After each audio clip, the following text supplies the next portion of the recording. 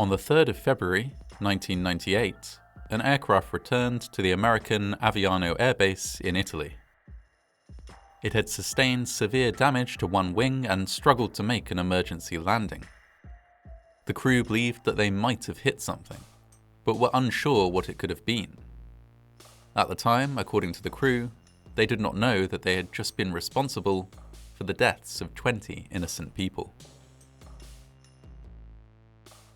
Cavalese is a town at the base of the Alpe Cermis, a mountain which is known for its many and varied opportunities for skiing and snow sports. From November to April, when the mountain is covered with snow, tourists flock to the region. Many of them stay in Cavalese and use a system of cable cars and ski lifts to reach the upper slopes of the mountain each day. The system of cable cars and ski lifts was built in the 1960s as tourism became more and more important for the town. In 1976, a serious accident took place on the cable car. A cable was severed and a fully loaded gondola fell to the ground, resulting in the deaths of 42 people.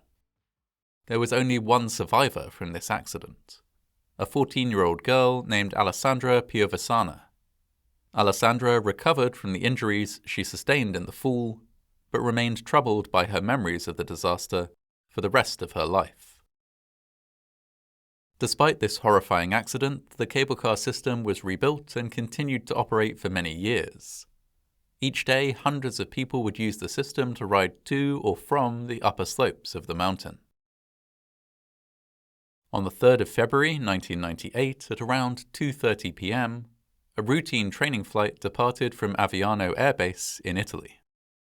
Aviano was an American airbase, and the plane, an EA-6B Prowler jet aircraft, was part of a squadron from the United States Marine Corps.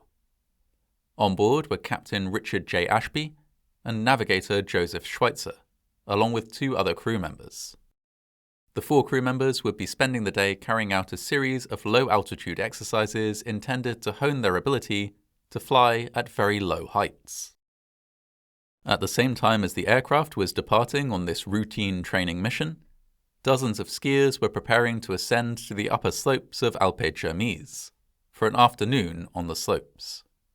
19 of them boarded the Cavalese cable car, along with 1 operator, and began an ascent. At around 3:13 p.m., before this gondola could reach its terminus, the EA-6B Prowler approached at speed.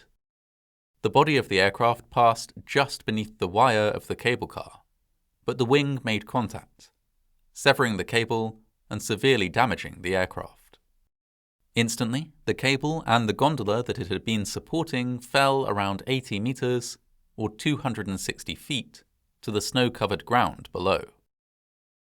The impact was severe, and although emergency responders were quick to attend the scene, not a single person who had been riding in the gondola survived. In total, 20 people were killed in this accident, 19 tourists from 6 different countries, and 1 Italian gondola operator. The other gondola, descending from the slopes at the time, contained only a single operator. As it was on a different section of wire, it did not fall but merely came to an abrupt halt. The operator was, after several hours, rescued without injury from the stranded gondola. Immediately following the collision, the E-8-6B Prowler pulled sharply upwards. The crew knew that the plane was damaged but did not know how severe the damage was.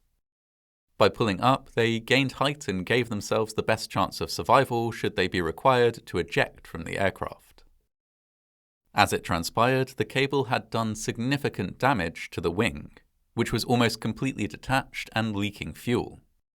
For several minutes, the crew fought for control as they turned the stricken aircraft back towards base. Despite some damage to the landing gear of the aircraft, they were ultimately able to bring it in for a safe emergency landing. All 4 men on board survived without injury. Following the disaster, an investigation was launched with an intense focus on what had happened on board the aircraft during the vital few minutes before and after it hit the cable. It was found that the plane had been significantly lower than the lowest permissible altitude for a plane flying in that area. The plane had been flying at a height of 80 meters or 260 feet, when the minimum required altitude was 610 meters or 2,000 feet. It was also traveling faster than the maximum permitted airspeed.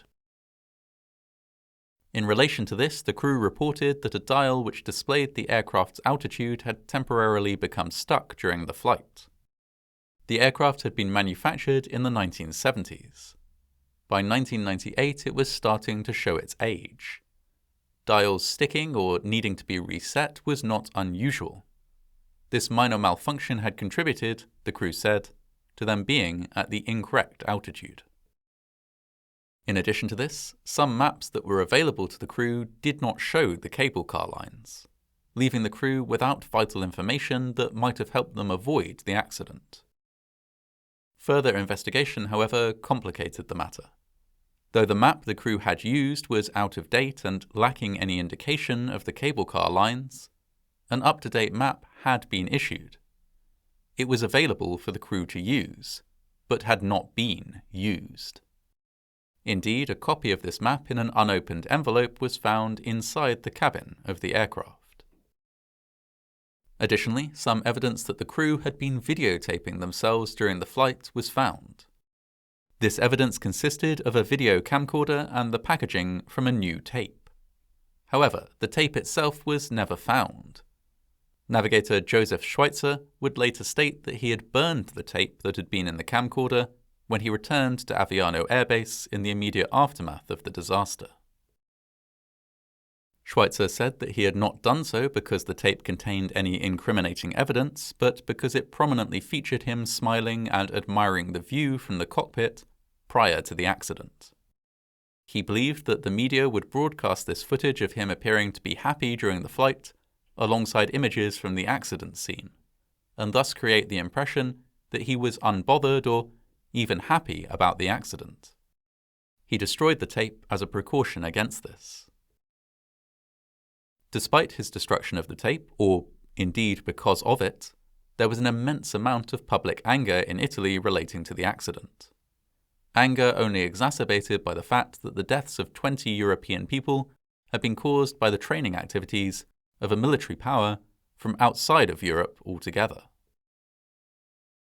Italian prosecutors wanted all 4 American servicemen to stand trial in Italy, but an Italian court recognized that an international treaty gave jurisdiction to US courts.